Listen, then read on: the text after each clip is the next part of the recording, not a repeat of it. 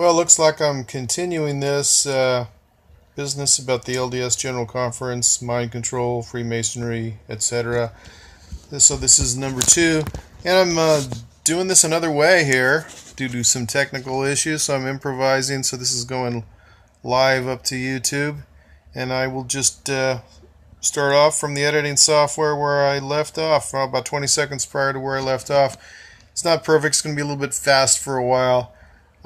Just got some issues, and so dealing with it. So put up with the speed a little bit, and it'll hopefully normalize here in just a little bit. Some of this is a tad bit redundant, but I think there's a fair amount of good stuff in this video. Thank you.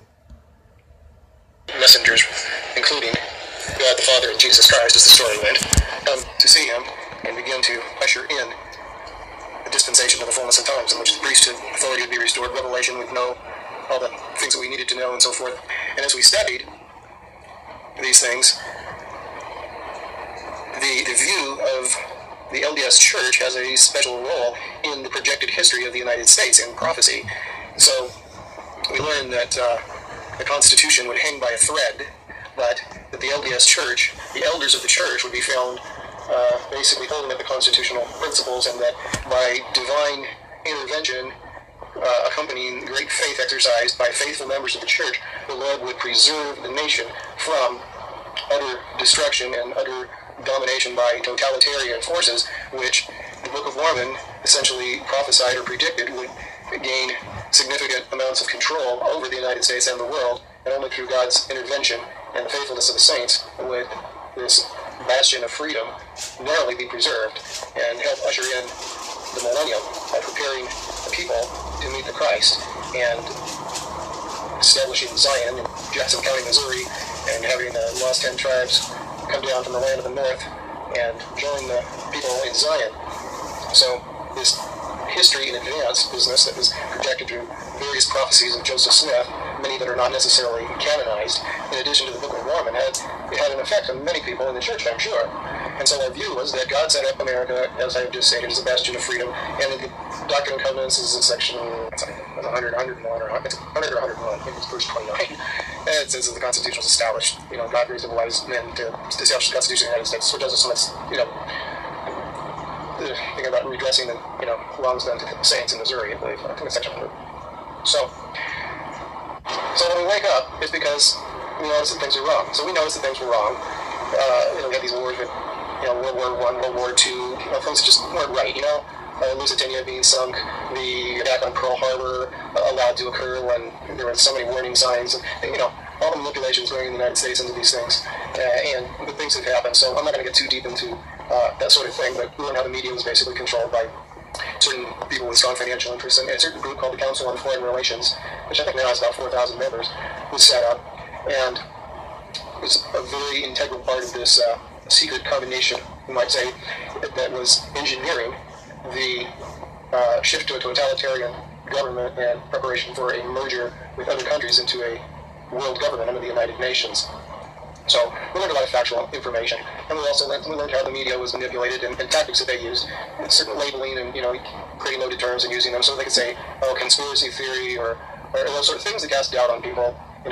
McCarthyism, when the Reese Committee or the Committee on Investigating Un-American Activities and so forth found all sorts of communist cells operating in the United States. The media was employed to denigrate, people that were seeking to protect the Constitution from subversive groups.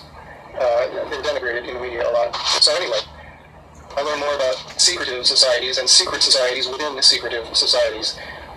One book I read was called Proofs of Conspiracy. It was written a long, long time ago. Was it Robinson? Yeah. Anyway, and it dealt with certain secret societies and so forth. And it seems that Freemasonry was very much involved with what was going on in this respect, and seemed to be a meeting ground for more secret, for absolutely secret societies within Freemasonry. And it was like the carrier for other societies, secret combinations. Anyway, I noticed that things weren't always quite lining up with what I was told. First, they weren't lining up with what you're told in textbooks, because of the influence over the media and the educational system. And then I learned about behavioral control, coercive persuasion, group mind control tactics used by the media and other sensitivity training, neurolinguistic programming, hypnotic language, a lot of different things that I learned about studying, psychological techniques that are used for various means. Some just for people trying to be successful in life without necessarily trying to manipulate others for anything wrong, but just learning communication skills in conjunction with all these things. I learned a lot. And then I started seeing things that seemed out of place. And because of my walk in life, I ran into Freemasonry. Although I was never a Freemason, I certainly have studied some things, and reading in Morals and Dogma, I guess that's the short name for Albert Pike's masterpiece, he talks about the pure Luciferian doctrine, as does Manly P. Hall, and harnessing the seething energies of Lucifer. Now, both Pike and Hall are well known as 33rd degree Freemasons, heavy-duty occultists, and lauded with multiple additional honors upon the 33rd degree, such as the head of the Supreme Council and so on and so forth for Pike. And when we see these things, harnessing the seething energies of Lucifer as a goal for all Master Masons set forth by Pike, that's a concern when you start looking at Joseph Smith joining the Freemasons. So when you start noticing occult symbols like, the Eye of Horus, all-seeing eye, like in the St. George, Assembly Hall, and then you're going to see the Eye of Horus, and I think this one's like Salt Lake, and you see the Nauvoo here, you got the pentagrams, inverted pentagrams here on the temple with the sunstone, all this occult stuff.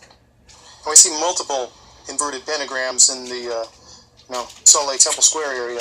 So when you first see this stuff, if you know what you're looking for, if you recognize it, it's the shocker.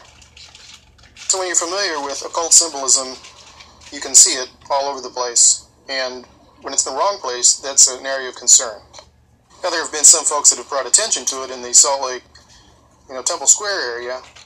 And there's always an excuse. Oh, well, that was Anton's, they popularized that. It was always a good symbol before, but these things are ancient. It's like the hexagram, the six-sided, but you learn about, here's the magical stuff. And there were things that weren't right. The Jupiter talisman, the Dorothy Joseph Smith, the 15 spires on every bigger spire. Anyway, there were things, and you look, and you see all these leaders of religion are all cultists, Why? Okay, like I said, there's a Jupiter talisman, a magical talisman that Joseph Smith buried with him and had when he died.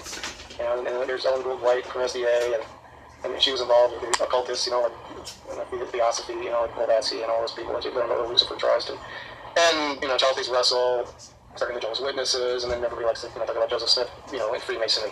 And they talk about the sublime degree. Well, that's also associated with just Master Mason, I think. But here you got the obelisk, they got that, Russell's got the pyramid, White's got the all these people, Billy Graham, Oral Roberts, all these people, and there's Charles Dees Russell, Jehovah's Witnesses, heavy-duty occultists, high-degree Freemason, and all stuff. And we just see these occult things. Here we go. There's Robert Schuller on the right. There's Mikhail Gorbachev, and look what they're doing there. All these guys. There's the Queen. Check it out.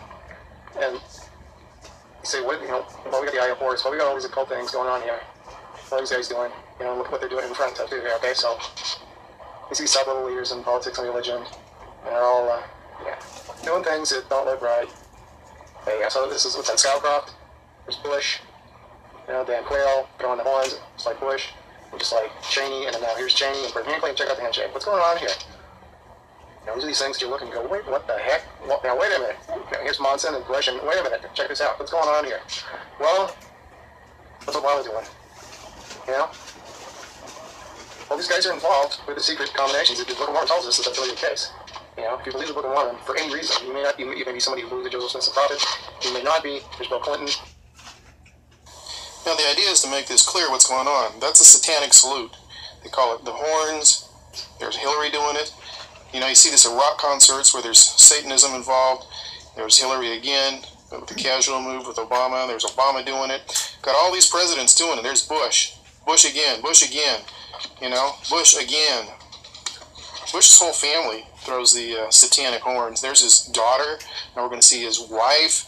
Couple shots there. We don't have George Sr. Satanic salute at the Schwarzenegger-Kennedy marriage. And then we got Schuller and Gorbachev. And the Queen. Dan Quayle Donald Trump and Lucifer on his left. There's the Eye of Horus. You see, things have been popularized in our culture that have been used in Satanism. The goat's head on the right and the Nero cross on the left, both called the peace sign in popular culture or the victory sign. But we see these things working our way into our culture, satanic symbols that have been used for eons, possibly, for a very long time. You see the shadow of the goat's head there. So why are these things popularized in our society? You have to ask yourself these questions. There's Barack throwing the horns. There's his wife, Michelle, doing it. And then here's Michelle again, and now doing the Illuminati triangle there. And there, look at this grip there that we had with Gorbachev. Oh, did I miss? Again, they're not all Longhorns fans, people. Trump and Quayle. And there's the Prince. Okay, Obama again. More Obamaism. There's Obama. So they're all flashing these satanic salutes. Now here's Michelle Obama. Check her left hand out. It's kind of hiding underneath there, and then we got the blow up underneath Barack of her hand to make it easier seen. She's doing that for a magazine cover, Vogue magazine. Now we got her on Ebony, and you can see she's doing the Illuminati triangle there. She's doing it again here for Reader's Digest. You know, this isn't by accident. Look at the Prince. These people are in a satanic organization, or groups of satanic organizations, these secret societies. Okay? It should be pretty obvious. We've seen Presidents Reagan, Clinton, Clinton's wife, Obama, George Bush, Bush's whole family. You know, we'll show the Prince on here, various people from Hollywood throwing various other Illuminati signs, the 666 that, you know, Joel Osteen, the preacher, you can see him doing that. You can see, you know, Trump does it all the time. There are, you know, multiple signals that these people use, but, you know, it's not coincidence. You've seen all these leaders using a satanic salute. Here's televangelist Benny Hinn. He's made millions marketing Jesus. Pat Robertson doing it too. Before, you know, what was called the victory sign and the peace sign was popularized, that's long been a satanic salute. But it seems the horns have become more popular in recent years, maybe since about the 80s, at the heavy metal concerts, I think, is probably where that really got introduced more. However, what we see is these people, they're all networked. They're showing us, you know, we saw George Bush's Skull and Bones ring, and we will hear him later. We'll hear Bush Sr. and Bush Jr. announcing the New World Order. Bush Jr. calls it the New Order of the Ages. They both refer to it as something that's been long awaited from ancient times. Rather interesting to hear what these guys say. I mean, it should be pretty clear that there's something going on here. If we look here at the Beatles' yellow submarine photo, we show them doing the 666 and the horns. What's that tell us? This has been around a while. They were used to introduce more drug culture. Their lyrics were mostly probably written by Tavistock, human behavior scientists, to affect change. And it wasn't good. And John Lennon knows that, and he's spoken out. But he's dead now. So for me, between studying about the conspiracy to create a new world order and Mormonism and a lot of older texts and things, you know, Joseph Smith and his prophecies, and my personal involvement with people who were involved in Freemasonry and or witchcraft, I guess I saw enough things to realize that I wasn't, that the picture painted by the church, the manifest destiny picture basically that they were promoting within, well, especially First Nephi, in the Book of Mormon and elsewhere, and you know, things that we would hear from Ezra Taft Benson and the writings of Joseph Smith. Things weren't quite right, and things didn't line up. Things didn't line up with First Nephi chapter 13 and other places there. Actually, I did a video just in the last week or two, pretty much about First Nephi chapter 13. So when we really look at history, it doesn't match up. The whole American, the forming of the American nation, and the history that we have, which is a rewritten history, we've got a false history, just like the church has a false history. When you look at primary source documents, when you look at what really happened in the church, you realize, hey, they've lied to us. And when you look at what happened, in America, it's not like they've been told. We've been told, half the colonists came, as slaves from Europe, and we're not told that. We're told about, the black slaves, but we're not told about hundreds of thousands of people that came as slaves. And to cover up, trying to make it sound like, those that they called indentured servants were treated, better than, someone as a slave, and it's not the case. The laws are horrendous. I've done stuff, showing that as well. If you read the laws and you read what was going on in America in pre-colonial, before the, even after the Constitution was written and approved, but before it and after it, what was it, Carolinas or Virginia, where they had a law, they had a bill before the assembly at least, that they were trying to make it so that for you to be in the legislature there, that you had, one of the requirements was you had to at least be an owner of at least one Caucasian slave, and bet you didn't hear that in your history class in school. If you were a woman and your master raped you, a European slave. I'm not just talking about African slaves. You wind up with you're in the indentured servitude program. You have a child that, depending on the location, that child might be automatically, enslaved till they're 25 or 30 years old. The age is differed depending on the jurisdiction you're in. But, what went on was horrendous. But we're not told a lot of what happened. And when we read the Book of Mormon, and it says only people could get to the Americas were people that God guided. So God guided slavery. Anyway, I've done other videos on that, gotten into the details. What's in the Book of Mormon does not match what happened. What happened was horrendous, and people were not coming out of captivity in Great Britain into freedom.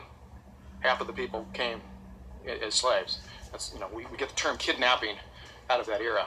So it's probably new to you, and that's a different video. But I began to wake up and see, the Treaty at Versailles, all kinds of things did not support the story we got in the Book of Mormon and from the Brethren.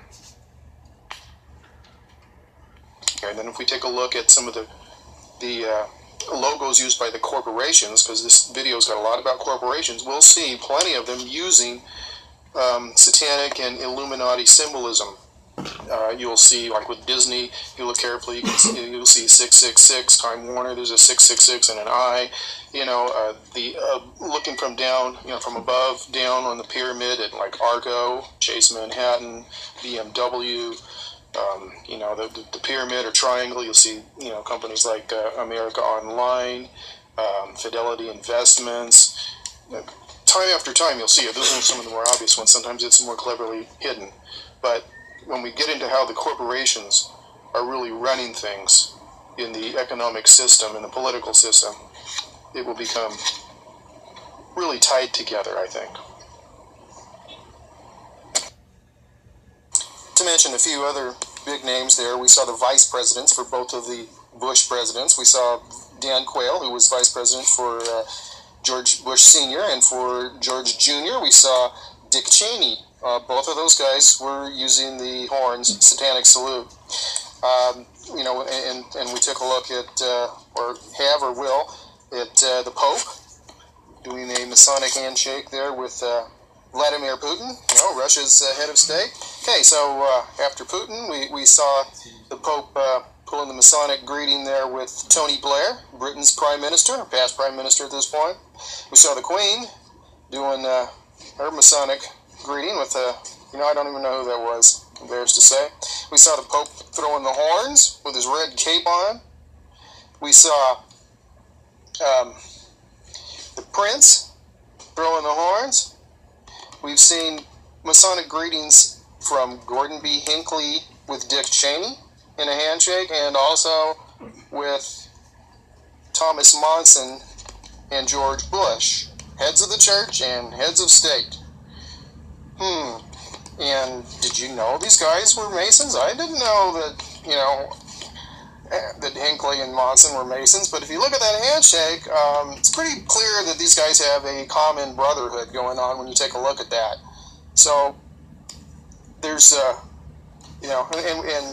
there were some celebrities we saw using various Illuminati signs, whether it's throwing the horns or doing the all-seeing eye or the 666. They're all throwing their signs out there. these people are linked together. That's why you see them move from the top of, one field of profession to another, from, acting to politics or something of that nature. It's just, of course, Cheney, so he was also head of Halliburton when he's vice president. He was not, he'd stepped down, but he owned millions of dollars of Halliburton stock, and Halliburton, of course, went in to rebuild the infrastructure in Iraq. What a coincidence again, right? I bet that was profitable. So, as I said earlier, there are apologists that try to explain things away, one little item at a time or something, but, taken as a whole, it's well beyond coincidence that you see these folks using the Masonic greetings and flashing the satanic signs, power broker after power broker doing it. It's pretty clear that it's well beyond coincidence, as well as the symbols that we see embedded in church architecture and so forth. Now, if this is the first time you've noticed this sort of thing, it can be pretty shocking, and I'm aware of that. I've experienced it myself. You say, wait a minute, no, that's not possible. This is the prophet of the Lord. That's got to be a mistake. Maybe somebody photoshopped it. Well, we're going to look at some other things as well. We're not done yet, and we're going to see what these people actually do to assist one another in the agenda that they're all apparently working for. Of course, this isn't intended to be a course on recognizing occult or Illuminati symbolism. Some people are going to be well acquainted with this already. Other people are going to be still brainwashed from Fox News and think it's some sort of theory. There's plenty of material available to find your own evidence on this. David Icke, Greatest Secret, you can find that on Sacred Texts for free, just to read it. There are some offensive words occasionally, though. Not a lot, but occasionally. So what you are able to see here is it's beyond coincidence that these political, religious, and other leaders, celebrities are using satanic signs, hand signs to each other, and exchanging Masonic grips, especially in situations that seem really bizarre, if you're not up on the fact that these guys are actually interconnected, networked.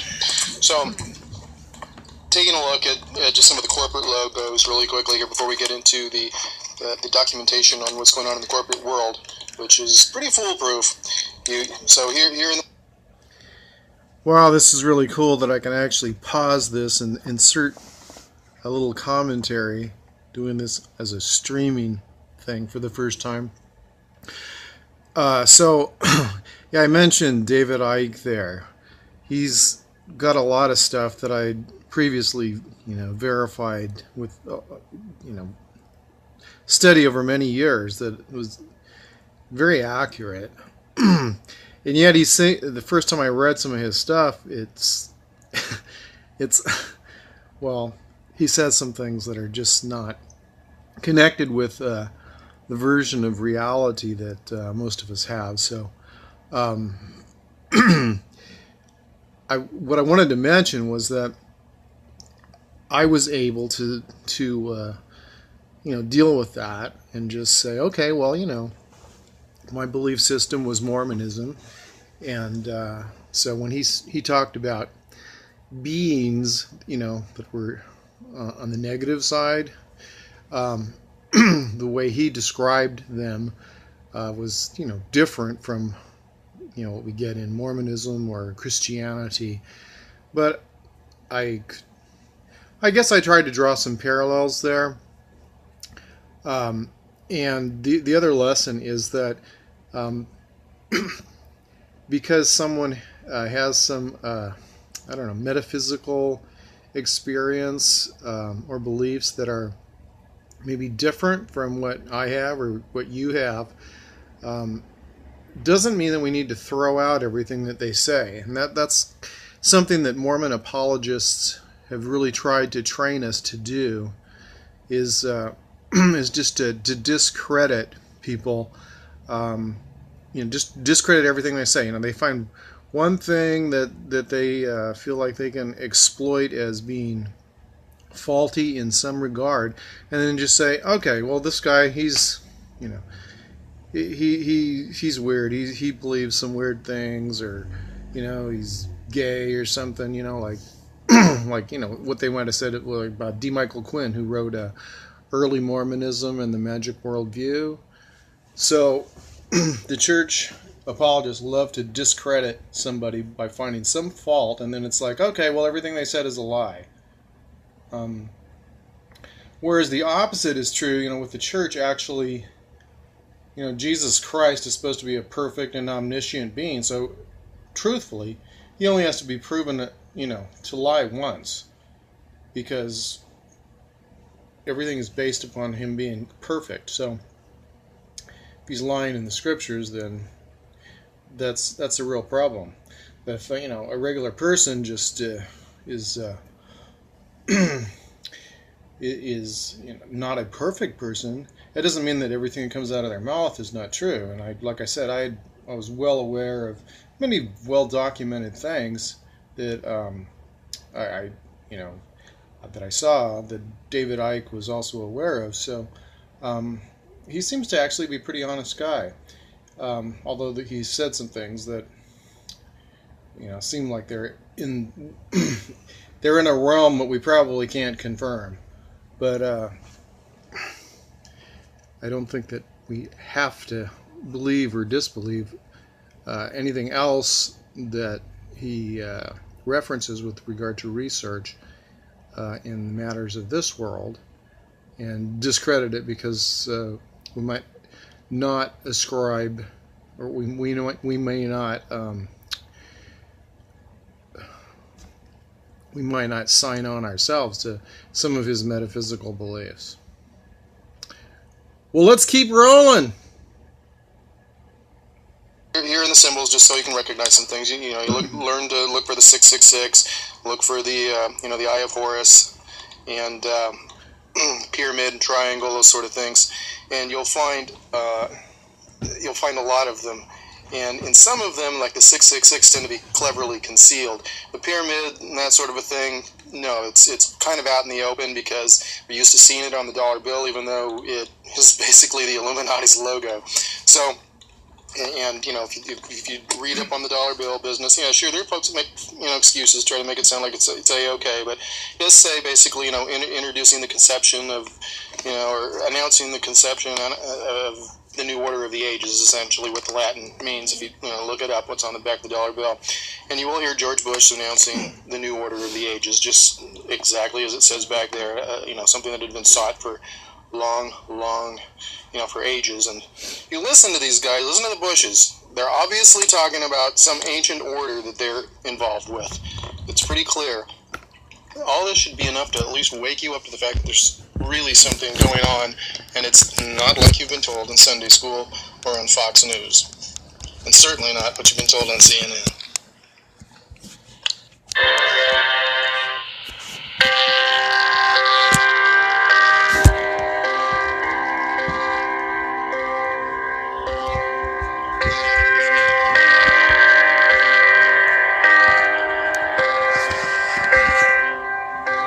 Luciferianism is, and continues to be, the ruling class religion since the time of the ancient mystery and fertility religions. And Lucifer is exalted. These mystery religions have continued today in Freemasonry, Skull and Bones, and through also the Jesuits and the Catholic Church. But it is also in almost every aspect of society. So much so that someone sold into the spiritual blindness offered by the Luciferian philosophy in its many forms will not even notice this happening. On the subject of Luciferianism, Philip D. Collins states the following: Luciferianism is the product of religious engineering, which sociologist William Sims Bainbridge defines as the conscious, systematic skilled creation of a new religion. In actuality, this is a tradition that even precedes Bainbridge. It has been the practice of Freemasonry for years. It was also the practice of Masonry's religious and philosophical progenitors, the ancient pagan mystery cults. The inner doctrines of the Mesopotamian secret societies provided the theological foundations for the Christian and Judaic heresies, Kabbalism. We also have Donald Trump coming out and saying that he really respects and he gets his advice from Richard Haass. Now, who is Richard Haass? Richard Haass is the president of the Council on Foreign Relations. He is a well-known Bilderberg member. He has served George H.W. Bush and George W. Bush when they were in power, and according to Richard Haass's spokesperson, Richard Haass briefed Trump on foreign policy in August of 2015, and now... Hey, I want to interrupt that again. So those Christian guys that were talking about Luciferianism, you know, they're going to have a different viewpoint possibly from most members of the church, but they have some good points there. And like I said, we don't need to just throw away what they say just because they're Christians, you know. A lot of the Luciferian doctrines are pretty cool, and things that are, you know, incorporated in Mormonism, the Swedenborgian things, the eternal progression. They sound good to a Christian. Christians, you know, find that all blasphemy. They're kind of like Islamic fundamentalists sometimes, it seems, defending their God and their belief that God should not be blasphemed or anything. And of course, you know, Albert Pike wrote, he wrote a lot in Morals and Dogma of the ancient and accepted Scottish rite of Freemasonry, and the guy was obviously pretty bright, and he knew a lot about, you know, history and Masonic history and so forth. And so the mystery religions, include magic, and his familiarity with other secretive or secret societies such as the Illuminati, which he, you know, mentions as well, was pretty strong. I mean, he was communicating with, was it Giuseppe Manzini, who formed the Mafia, who was also like a 33rd degree Freemason as well as Albert Pike was. And well, we just keep finding these people at the heads of everything are these 32nd and 33 degree Freemasons. It's just they're everywhere, you know, Christianity, all these religions, you know, and they are the architects of the New World Order. And we hear these things in this occult language being used by people like Bill Clinton or you know, the Bushes talking about the new order of the ages being anticipated for eons and generations and all these things. And you begin to realize that they are part of something that's not familiar to you. And it is a Luciferian religion, and it's not it's not the religion that they market when they are the heads of Christian religions. They don't ascribe to, you know, they don't follow the religion that they preach. They preach something else that brings in money, you know, and gets loyal followers, people that do service, and give them like a tithing base, which is kind of the same thing that the Freemasons do. You know, they're lower level people, or not. They're just like low-level Mormons, people that are not in the society, part of the ruling class that most Mormons are completely unaware of. You know, Illuminism permeates our society, and some of these secret societies have been relegated to the level of myth. They've been purposely degraded to become, you know, urban legend and myth by the media and sometimes by the, you know, church, so that we'll think it's just something fake, you know, kind of like the way that the Disney company does that with a lot of things from the metaphysical world. Okay, let's get back on it. That's why it's called a cult. Hidden esoteric knowledge. Science, alchemy, mysticism, the mystery religions, magic, Christianity, they all were one, and they probably will all become one again. But for now, they try to separate everything. They try to separate science from the metaphysical. But you find that these greatest scientists, philosophers, inventors, and all these famous people in history, they were part of the mystery religions, and they were involved with secretive societies or secret societies. Whether it's, Newton or Da Vinci or Kant or Swedenborg, Benjamin Franklin. Okay, let's keep rolling. And now Trump is saying on national television that he really respects Richard Haas, that he gets his advice from this man who is the president of the Council on Foreign Relations, which many people say is the nation's most influential foreign policy think tank group in the United States. This is what Dick Cheney had to say about this quasi-secret society. Council on Foreign Relations, as Pete mentioned, I've been a member for a long time and was actually a director for some period of time. I never mentioned that when I was campaigning for re-election back home in Wyoming. Obviously keeping it secret that he was a large proponent of the Council on Foreign Relations. The Council on Foreign Relations was actually started in 1921 by Warburg, by J.P. Morgan, by Rockefeller as a front group to get more power and control to establish a new world order. The very fact that he worships and respects Richard Haas, the very fact that he considers a war criminal like John Bolton a part of his national security team, is extremely worrisome, to say the least, because all these men are interconnected with the Bohemian Grove, with the Council on Foreign Relations, with the Bilderberg Group, the establishment behind the scenes that really pulls the strings in this world. I look out at this audience filled with not only many friends and colleagues, but people who have served in prior administrations. And so there is never a time when the inbox is not full. Thank you very much, Richard, and I am delighted to be here in these new headquarters. I have been often to, I guess, the mothership in New York City, but it's good to have an outpost of the council right here down the street from the State Department. We get a lot of advice from the council, so this will mean I won't have this far to go to be told what we should be doing and how we should think about the future. It's good to be back at the Council on Foreign Relations. As Pete mentioned, I've been a member for a long time and was actually a director for some period of time. I never mentioned that when I was campaigning for re-election. So, did we really get the full import of what Hillary Clinton just said? As the Secretary of State of the United States of America, she was saying that she just goes down the street to be told what to do by an NGO, by a non-elected body of globalists. She is told what to do in her office as the Secretary of State. Does that not sound like treason to somebody out there? I mean, hello?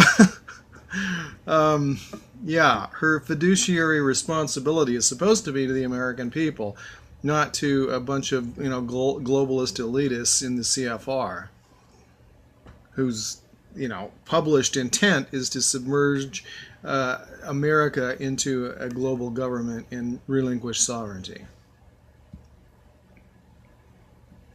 So Hillary Clinton, as Secretary of State, is saying she goes down the street I to guess I ask said this before, huh? members of an NGO what she should be doing in her fiduciary duty to the American people as the Secretary of State.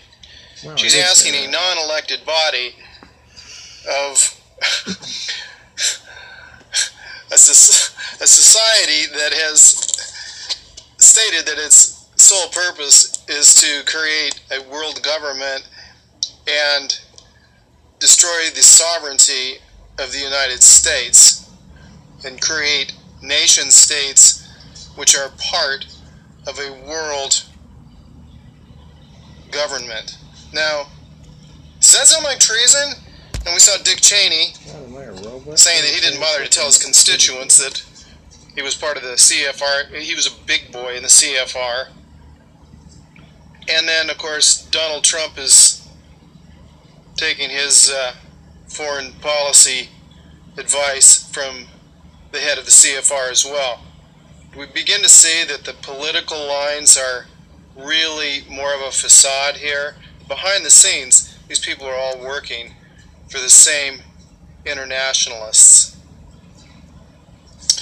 Now, getting back to the story, I was going to talk about how facts are obfuscated and history is blurred for us by those in leadership when it doesn't work for what they want us to believe. The firemen assembled here, the police officers, FBI agents, and you can see the two towers. A huge explosion now raining debris on all of us. We better get out of the way.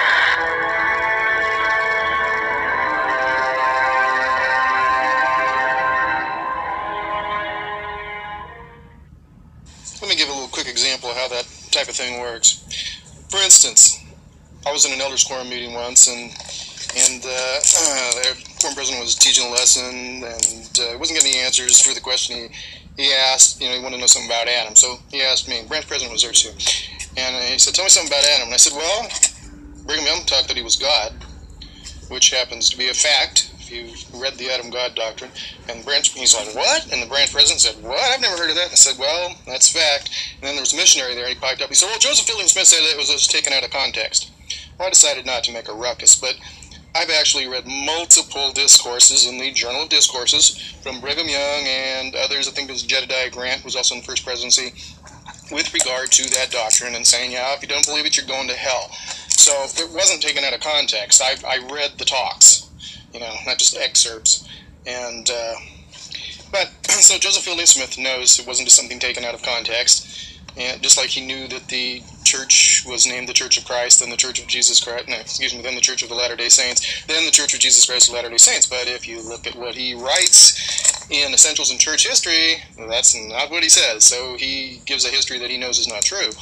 It's factual. You can, actually one of my videos, I documented that. So one that talks about Joseph Fielding Smith and Gordon Hinckley writing false history. So it's in the title. You can find it in the Mormon Truth video library on this channel. So just one example, and they do it all the time with stuff on television to try to turn everything into just an unbelievable conspiracy theory. It's all baloney, it's all urban legend. It's like the Danites are like urban legend, or pioneer legend. They're not just legend. They killed a lot of people, and they were under the control of the First Presidency. If you do your research, you'll find out. It's not like you've been told in Sunday school. Anyway, let's keep going. We're just showing unveiling things, and you can figure it out. Make your own decisions, but we're putting the evidence out there. And the corporate stuff is really big. As far as symbolisms to wake up to in the church, yeah, you will notice things that are common with Freemasonry. You'll also maybe notice the Illuminati torch, like for the young women's. You'll notice Masonic language with regards to the establishment of the Relief Society. If you understand Masonic language or research it, maybe look up Royal Arch Masonry, do some reading, and you'll start to see terminology and phrases that you've heard in the Doctrine and Covenants and so forth as well. Occult symbols on some of the temples, the pentagrams and so forth, all-seeing eye. And you'll hear some, like I said, there are apologists, there are people that try to cover it up, and explain it away. Same thing they do on television. They'll give you a little bit, a portion of the truth, say something about the Knights Templar or the Illuminati, and say, basically they'll turn them into an urban legend, give you a little bit of truth and put a spin on it. If you investigate, you got to investigate details. But you're going to see enough here, and that you're going to know that something isn't the way you've been told. It's pretty obvious, and American history isn't the way you've been told, and it's not the manifest destiny story that they tell you in 1 Nephi chapter 13 and thereabouts. Things are different than what we've been told. Okay, so just a couple more notes on how they kind of redefine history, and then we're getting into the corporate structure, the invisible government. Starting really back with Joseph Smith. This has been going on a long time. So about him. But he threw a lot of Masonic stuff in the Book of Mormon, and that's like a dozen years before he actually joined Freemasonry. But he was involved with the occult, very much so. There's a seer stone that supposedly he saw the English words for the Egyptian on that in his hat. That's what his wife said. That's what Emma said. That's what her dad said. That's what David Whitmer said. That's what Martin Harris said. And Oliver Cowdery just said he used the Urim and Thummim in the hat, which we call this sometimes the Urim and Thummim. They call the magic spectacles, which supposedly Moroni took back after the 116-page thing. And we see these pictures like Joseph Smith's trying to figure out what the plates mean by looking at them. But everybody that worked with him, his wife and everybody said that's not what happened. Here's the first vision, except for that's the one that nobody ever knew about, his family never knew about. The father and son thing, that's not historically. There's the, Moroni with him all alone in his room, which is not what, he shares his room with like 4 brothers and they only had 2 beds. A lot of times we have pictures that try to present the evidence to our mind, and it's not necessarily something that's true, but it goes right into our head. Subconscious. There's the one angel appearing to him, the first vision story that he told, that William told, and what his family knew about. Sometimes it was an angel, sometimes they said it was the Lord, sometimes they said it was in the woods or in his room, but it wasn't it was never in 1820, and it was never with, the father and the son, until he published that in 1842, 2 years before he died. So anyway, I probably rambled way too much here. I want to get into the financial proof of what something is going on in the United States that is completely different from what you believe you have in terms of representative government. I'm talking about a completely different invisible government set up by means of the corporation. We're going to find out we've got a completely different... These guys all work together. Okay, so I want to explore some highlights here of a video called The Corporation Nation, which is just mind-blowing in terms of how things are actually operating with regard to finance and the government of the United States, what we believe is the government. So I'm going to read a little bit from the beginning here. It says, 97% of Utah is federally owned.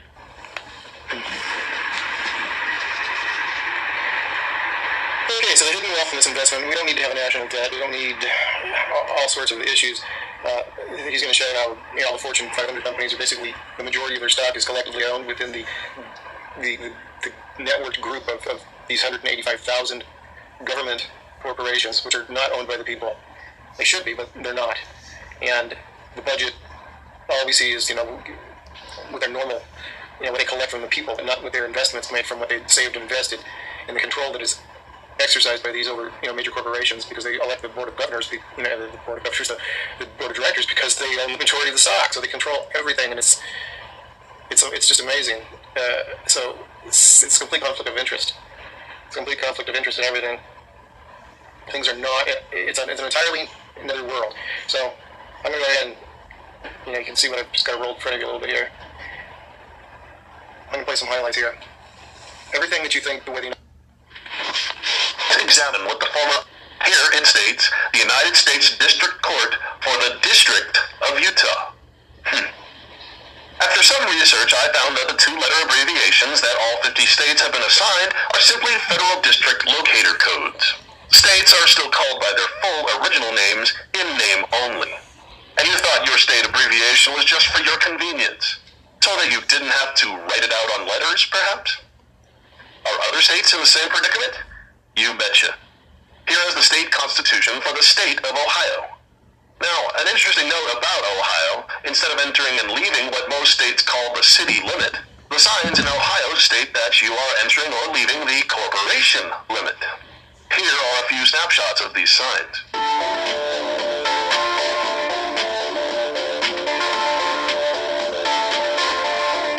This one is especially interesting, a 40-year before and after shot.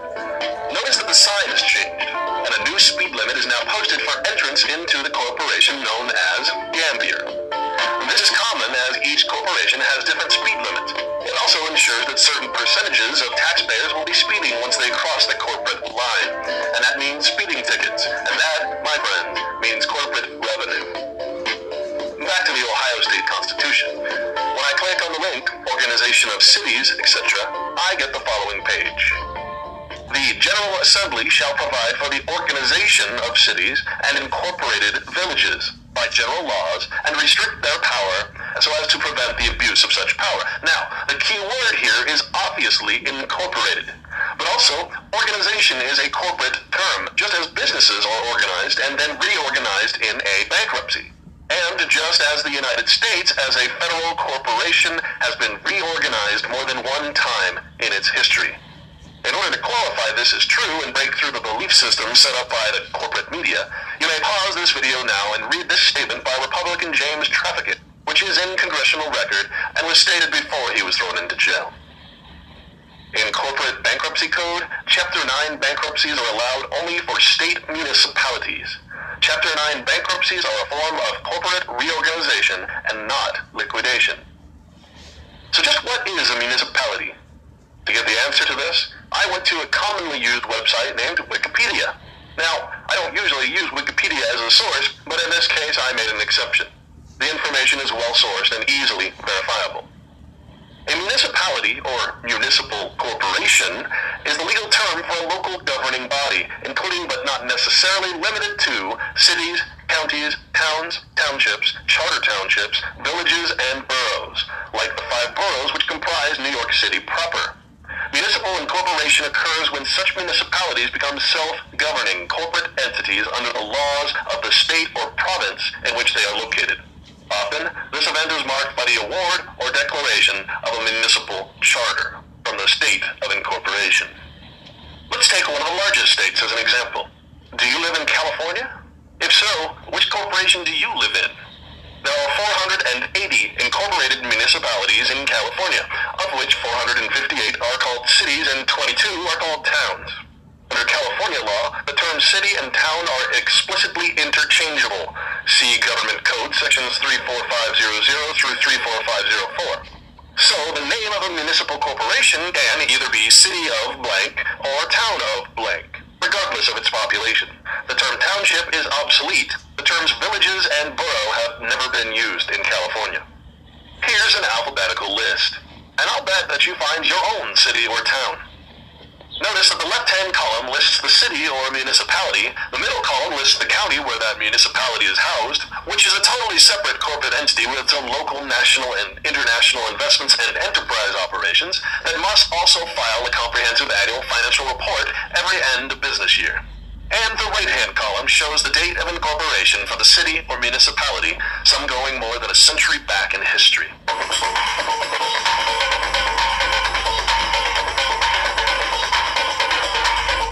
Are you sweating yet, Mr. Walker? Which corporation do you live in?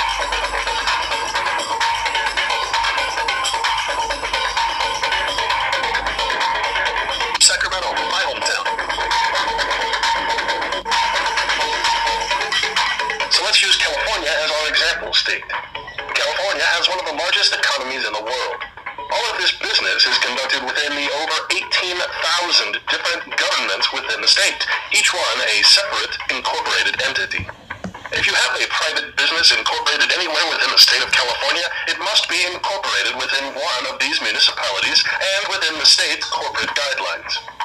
Each corporate city or town that was just listed has within them other municipal corporate structures like school districts, pension funds, utility companies, city councils, and even enterprise operations such as golf courses, movie theaters, malls, etc., etc. As stated earlier, the government owns just about everything you see through collective investment. But you must not think of these as just individual corporations, for as we saw above with the Salt Lake City Corporation, these more than 18,000 corporate governments in California are like bank branches as well. The only way to get a grasp on the power, wealth, prosperity, land, and property ownership of the state of California is to take all of these over 18,000 individual corporate governments, including school districts, counties, the state corporation, municipalities, enterprise operations, cities, towns, pension funds, etc., not forgetting its foreign investments and operations. For instance, CalSTRS is now an offshore multinational corporate. But don't stop there. For then, you must consider that collectively, between the municipalities and individual corporate governments within all 50 of the United States proper, America houses over 185,000 different corporate governments, municipalities, and entities, which we might as well call branches. Now, the word collective is vital to comprehend here, for as one giant framework of a country, this collective corporate United States government owns almost everything in sight. And this will be shown later in this presentation. The United States has now been almost completely privatized, with land and municipalities often being sold off to foreign investors and foreign private corporations. In fact, under Executive Order 12803, signed by then President of the United States, George H.W. Bush, in 1992, the Corporation of the District of Columbia, Washington, D.C., neither a state nor a part of the 50 States United, this federal corporate government was given the authority to privatize most or all of the infrastructure within the United States without congressional consent or vote.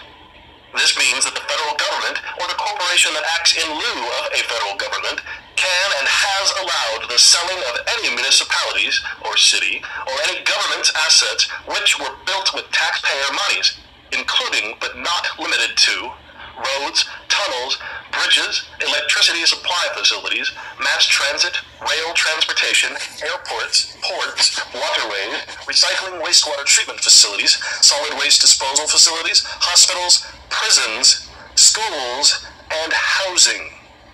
Executive Order 12803 lists these as examples of America's saleable and or leasable infrastructure. But this is not to be taken as a complete list, as these are just some examples of what our government has been selling off to foreign investors for almost 20 years. Executive Order 12803 names this authority in its destructive pages as infrastructure privatization, and states that this power allows for the, quote, disposition or transfer of an infrastructure asset, such as by sale or by long-term lease from a state or local government to a private party. Now, wasn't it our good friend David Walker who said that the government isn't interested in selling off these assets that they don't list on the taxpayer budget? Well, what is the government doing with all of these investments? Why does the U.S. why does the federal government own 95% of Nevada, 97%? Okay, that's an issue of federal lands. Okay, federal land. That's correct. And you are correct in saying that that's not our analogy. They don't value that because they have no intention to sell it. All right? I'm not saying that's right or wrong. I'm just trying to explain. Is it the government's land or is it our land? It's a people's land. It's supposed to be. But if the government is a corporation, and it's actually 185,000 different corporations, how is something owned by a corporation our land? The government is not. Yes, it is. Most certainly, all corporations have to file a comprehensive independence report. But the government is not a corporation. It's most certainly is. I can assure you. Really? It is not a corporation. When we look at Executive Order 12803, infrastructure privatization, we read in Section 1, definitions, for purposes of this order, A, privatization means the disposition or transfer of an infrastructure asset, such as by sale or by long-term lease from a state or local government to a private party. In other words, the selling of taxpayer-funded infrastructure to private corporations or individuals.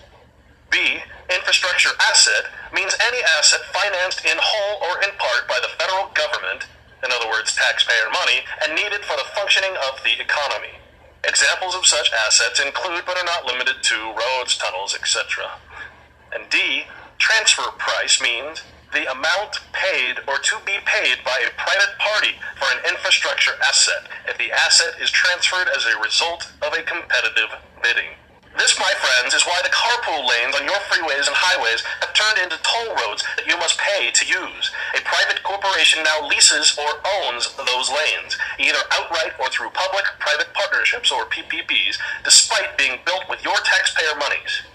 This is also why closed-circuit TV cameras are now mounted just about everywhere you look, monitoring your every move at every major intersection that you cross. This is why the parking police in Hollywood are actually part of a private corporation based in New York City that only hires minorities and who takes no oath to the Constitution. This is why the parking meters in downtown Chicago now cost $27 to park for only half an hour. They were sold off and leased to private enterprises. And this is why your gas, electric, sewer, trash, and other utility prices are going through the roof. Privatization means deregulation. Deregulation means no limitations on pricing due to the monopolistic authority granted by the state through these partnerships. This is the privatization of America, referred to above as infrastructure privatization. This is corporate fascism, ruled by corporate government proxy. This is the corporatization of the United States. In another article by Jean Dugan, entitled Facing Budget Gaps, Cities Sell Parking, Airports Zoo, she writes, cities and states across the nation are selling and leasing everything from airports to zoos, a fire sale that could help plug budget holes now, but worsen their financial woes over the long run. California is looking to shed state office buildings. Milwaukee has proposed selling its water supply. In Chicago and New Haven, Connecticut, it's parking meters. In Louisiana and Georgia, airports are up for grabs. Many governments are using asset sales to balance budgets ravaged by declines in tax revenues and unfunded pensions. In recent congressional testimony, billionaire investor Warren Buffett said he worried about how municipalities will pay for public workers' retirement and health benefits, and suggested that the federal government may ultimately be compelled to bail out states. Remember, a bailout means a purchase. Some properties are being sold at fire sale prices into a weak market. The deal means cities are giving up long-term, recurring recurring income streams in exchange for lump sum payments to plug one-time budget gaps. The current deals are fundamentally different because control of the asset transfers to private hands. The most popular deals in the works are metered municipal street and garage parking spaces. One of the first was Chicago, where the city received $1.16 billion in 2008 to allow a consortium led by Morgan Stanley to run more than 36,000 metered parking spaces for 75 years. The city continues to set the rules and rates for the meters and collect the parking fines, but the investors keep the revenues, which this year will more than triple the $20 million the city was collecting, according to credit rating firms. In other words, if you live in Chicago, Morgan Stanley is charging you for parking on the streets that your fathers built. Based on the new rates, the Inspector General claimed the city was shortchanged by about $1 billion. The investors will make their money back in 20 years, and we are stuck for 50 more years making $0. Around the country, at least a dozen public parking systems are up for bid, including in San Francisco and Las Vegas. In Pittsburgh, the mayor is proposing to lease out the parking system for an upfront sum of about $300 million over 50 years and funnel the money back into the pension system. But the city will ultimately lose $3.5 billion over the life of the lease. And guess which group will ultimately have to make up that deficit? You got it. You, the taxpayer. Remember, the corporation is not interested in good fiscal policy. Its sole purpose is to make its shareholders a profit. Water supply is also being sold to private interests. In Milwaukee, a consumer advocate called a plan to sell the water system, mortgaging Milwaukee's future. A report by Washington-based Food and Water Watch says private water service in general costs 59% more as new owners seek to recoup their investment. Water users cannot vote private managers or state-appointed regulators out of office. When you as the public cannot vote your officials out of office, you as the public do not have a constitutional or representative government. Airports are also being privatized under a limited federal program. Now, you may have noticed that one of the saleable items in the above list was housing. Strange as that sounds, the truth is even stranger. Here's the deal. You are not the owner of your land or your home. You are actually listed as a tenant on your title and deed, regardless of whether your home is paid in full or not. You may stay in your home under one condition, that you pay your property taxes. Property tax can simply be defined as extortion or racketeering. It is rent paid to the government, municipality, county, and state for which your house resides as protection money, so that your house is not confiscated. If you believe this to be untrue, that you are indeed the master of your own home, then I would invite you to stop paying your rent in the form of property tax to the government. The corporate police will be summoned to remove you from your home for your lack of payment of property tax, and your land and home will be reabsorbed into the municipality and probably sold at auction to the next fool who thinks that they have the freedom and right of ownership. Eminent domain is virtually undefendable, as you were never the property owner in the first place. This is the corporatization of liberty. So just what is corporatism? The word corporation is derived from the Latin word corpus, which translates into English as body. Formal corporatist models are based upon the contract of corporate groups such as agriculture, business, ethnic, labor, military, patronage, scientific, or religious affiliations into a collective body. There's that word again, collective. For instance, all individual Methodist churches pay the main corporate church, which is indeed a for-profit corporation, with each of their individual 501c3 houses of worship across the country and the world acting as their non-profit branches. This is why all denominations hold general conferences. They are nothing but giant corporate budget meetings. In this way, churches can be regulated by the state. Not comprehending that the Constitution we hold so dear provides for not only religious freedom, free of corporate tyranny and control, but for the freedom to peacefully assemble without government interference and without taxation of any kind. Non-profit status for churches is a redundancy that is both repugnant and absolutely unnecessary. This is the corporatization of God. And yes, the military as a government-owned entity, as a constitutionally forbidden standing army, is a corporately held private world police force, currently guarding poppy seeds in Afghanistan, oil fields in Iraq, and having bases of operation in just about every country in the world. This is the state of the corporate military today, to protect and serve the continuity of the government, or the corporation. This is the corporatization of war. This age-old recipe of corporatism and fascism has been utilized by most ideologies across the political spectrum. Interestingly, the idea of a central bank is actually one of the 10 planks of the Communist Manifesto. And indeed, all of these Marxist ideals of how to turn a government into a communist state have been made into law in the United States federal government through executive orders, presidential directives, acts of Congress, and other legislation. Equally as intriguing, the term democracy is actually a communist term, completely opposite of the constitutional idealism of a republic. The difference? Simply stated, democracy is a majority rule. So, if 51% of the people get what they want, then 49% of the people get something they don't want. Democracy is two wolves and a sheep sitting down to discuss dinner plans. Whereas a republic form of government, which is guaranteed by the Constitution, is well-armed sheep.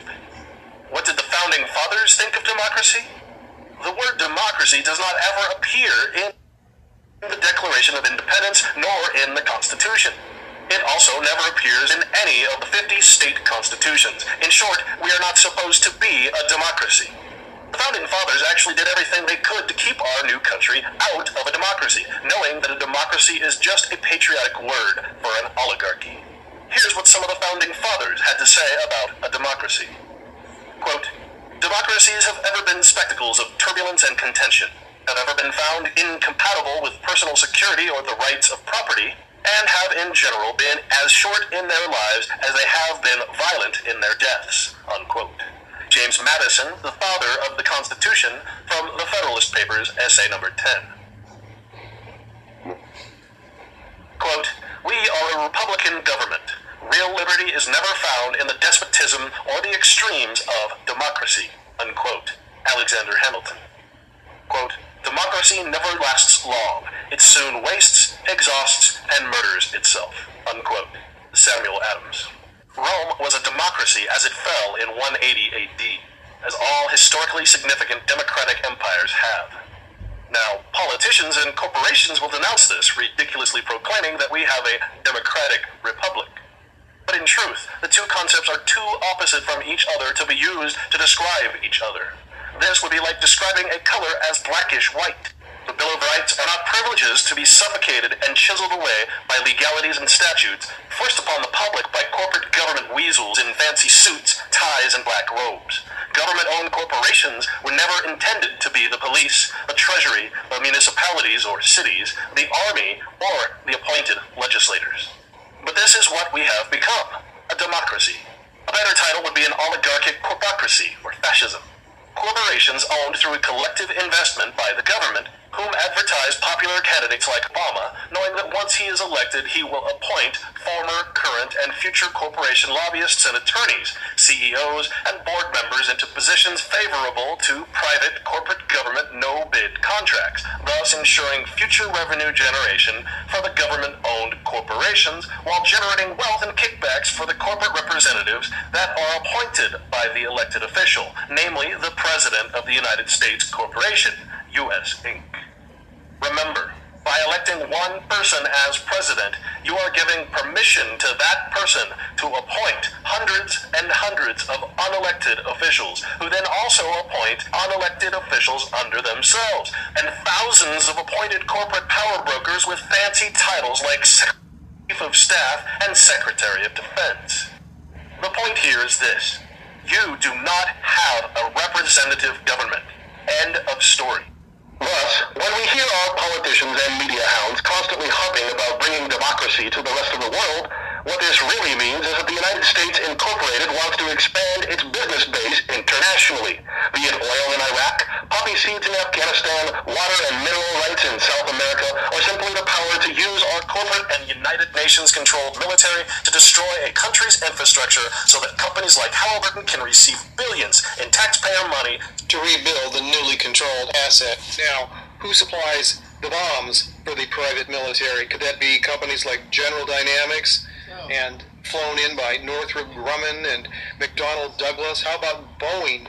How about General Electric? How about Martin Marietta? How about Lockheed Martin? How about Raytheon? How about DuPont, 3M? It gives business to company after company. And who owns stock in that company? It's the federal government and the state governments and the municipalities, all as individual for-profit corporations with stock holdings in these companies that are profiting vastly from the wars. So have we noticed things that are outrageously suspicious here? Have we noticed satanic symbolism in religious areas? Have we noticed politicians and other power brokers using satanic hand signs and Masonic greetings? Have we noticed people like Dick Cheney, who helped engineer that war, owns millions of dollars of stock in Halliburton? Here we've got religious leaders and political leaders all giving Masonic greetings. And these guys are just all cooperating with each other. Now, Cheney was CEO of Halliburton. Here we got President Hinckley. He's an expert in communication, in the art of persuasion, and he's going to show us here whose side he's really on, who he's working for. You think he's working for the Lord God? Or do you think he's working for Halliburton, Bechtel, and Bush? Let's see. Those of us who are American citizens stand solemnly with the President of our nation. The terrible forces of evil must be confronted and held accountable for their actions. Such groups, the Book of Mormon speaks of the Gadianton law, vicious, oath-bound, and secret organization bent on the evil and destruction.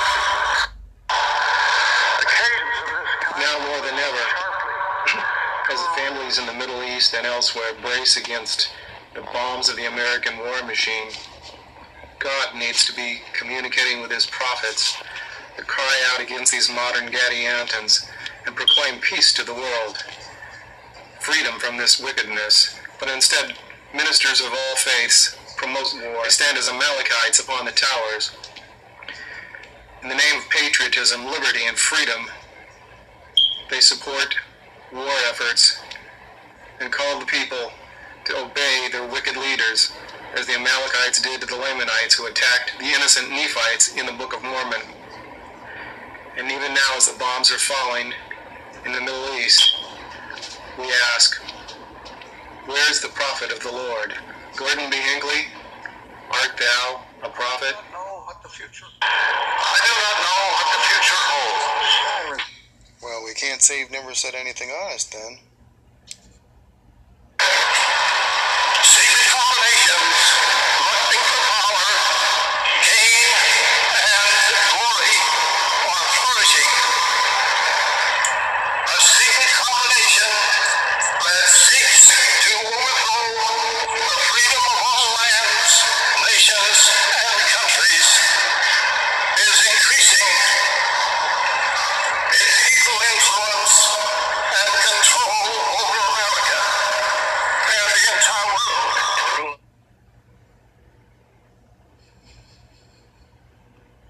President Thomas S. Monson was born in Salt Lake City, the son of G. Spencer and Gladys Conde Monson. He is a recipient of the Distinguished Alumnus Award from the University of Utah and a Doctor of Laws honoris causa from this university. Was sales manager and then general manager of the Deseret News Press, and served for many years as chairman of the board of Deseret News Publishing Company. Good morning. You know, spring is coming. You can see the crocus sticking their little antenna up out of the soil and the tulips starting to poke through. It's the Ides of March. Shakespeare spoke of them. I feel heaven is close to us this hour. It is my great pleasure and honor to represent the Board of Trustees of Brigham Young University in conferring an honorary doctoral degree upon General Brent Scowcroft. General Scowcroft, would you please join me here at the podium? In a life to which at this point has been lived across the administration of 12 presidents of the United States. General Brent Scowcroft has been a key and trusted advisor to the last 5, and as National Security Advisor to President Bush, is a steady and vital associate in ongoing relationships between the White House and leaders of all other nations across the world. Our honoree today was born in Ogden, of Mormon pioneer heritage. He grew up in a loving home with 2 older sisters, one of whom is here today, in a career made brilliant not by military air prowess, but by his special skills, incisive mind, diplomatic understanding, and tireless work schedule were to hasten his rapid rise to the highest advisory roles in the White House. During the past 3 decades, General Scowcroft's influence and responsibilities have steadily broadened. He's moved from the United States Air Force headquarters to the Office of the Joint Chiefs of Staff, to the White House staff, and then to 2 separate appointments as National Security Advisor, first to President Ford and now to President Bush. On July 3, 1991, General Scowcroft received one of America's most distinguished honors when the Medal of Freedom was presented to him by President Bush at the White House. 2 different times, once during the Ford administration and again during the first Reagan administration, it was my privilege to be part of the same executive branch team with Brent Scowcroft. For his worthy efforts in the cause of peace through service to his country, for his brilliance as an incisive and accurate analyst and advisor to the most powerful leaders of the world, and for the honorable life he lives, Brigham Young University is pleased to present to Lieutenant General Brent Scowcroft, U.S. Air Force retired, the degree of Public Service Honoris Causa.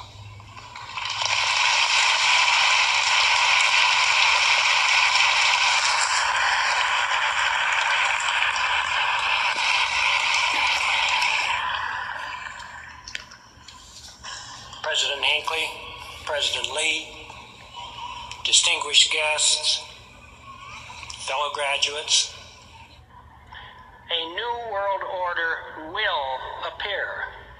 The issue is not whether there will be a new world order, but whether the nature of that order will be shaped significantly by the productive involvement of the United States.